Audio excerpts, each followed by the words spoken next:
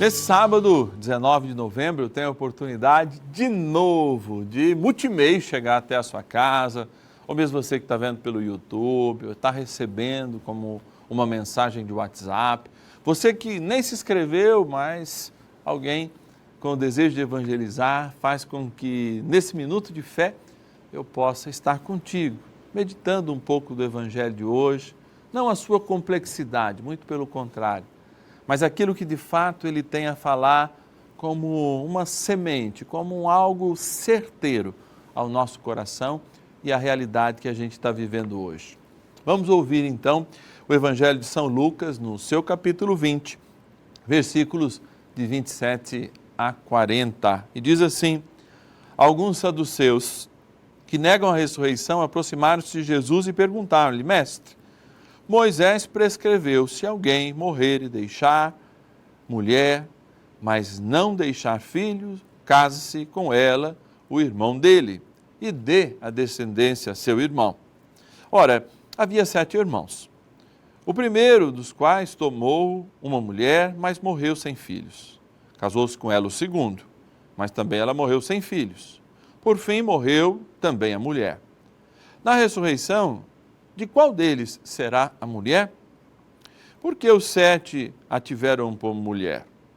Jesus respondeu: os filhos deste mundo casam-se e dão em casamento, mas os que serão julgados dignos do século futuro e da ressurreição dos mortos não terão mulher nem marido. Eles jamais poderão morrer, porque são iguais aos anjos, e são filhos de Deus, porque são ressuscitados. Por outra parte, que os mortos hão de ressuscitar, é que Moisés revelou na passagem da sarça ardente, chamando ao Senhor Deus de Abraão, Deus de Isaque, Deus de Jacó. Ora, Deus não é Deus de mortos, mas de vivos, porque todos vivem para ele. Alguns dos escribas disseram então: Mestre, falastes bem, e já não se atreviam a fazer-lhe pergunta alguma. Beleza? A palavra de Deus, de fato, vem também dar resposta sempre às nossas indagações.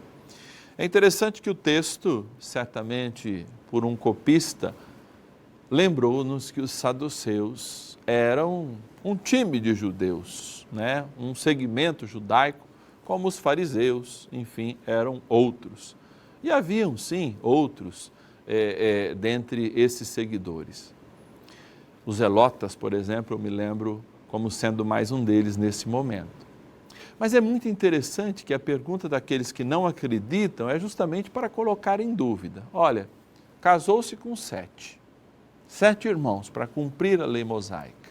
Chegando lá no céu, depois da ressurreição, de quem verdadeiramente ela é esposa, né? E qual é o verdadeiro marido dela? Assim se pergunta a palavra. Vejam, os sacramentos primeiro são de vida, como o do matrimônio, diferente do sacramento do batismo, que nos imprime caráter, e este caráter é a eternidade. O que Jesus está dizendo é que todo sinal de eternidade que nós recebemos, que de fato não imprime caráter em nós, não qualifica que a gente pertencerá, entre aspas, a alguém ou manterá as relações que a gente teve aqui na terra com essa pessoa.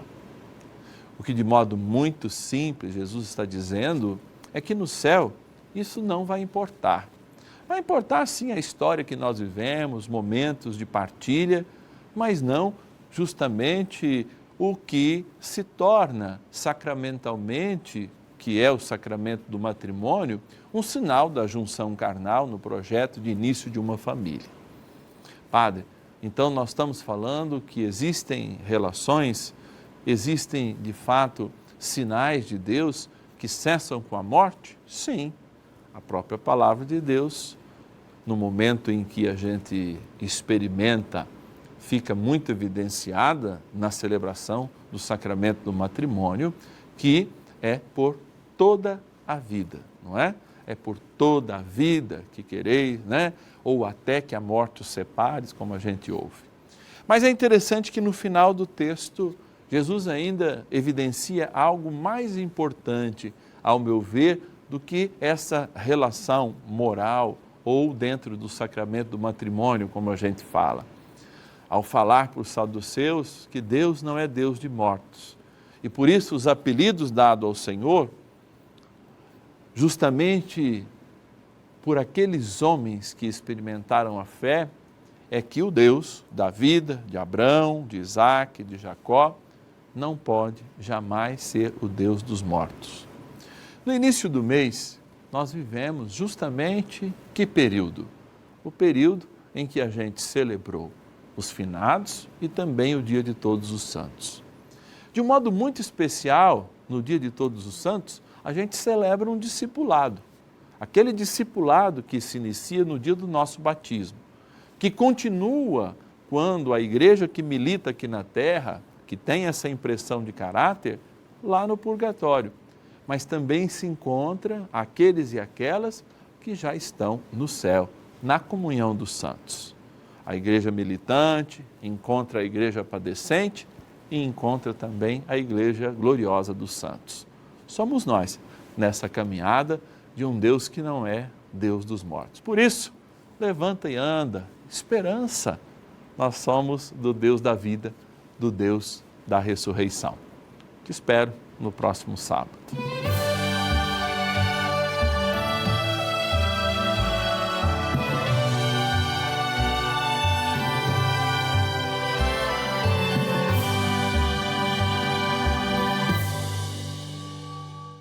Este programa tem o apoio dos nossos benfeitores.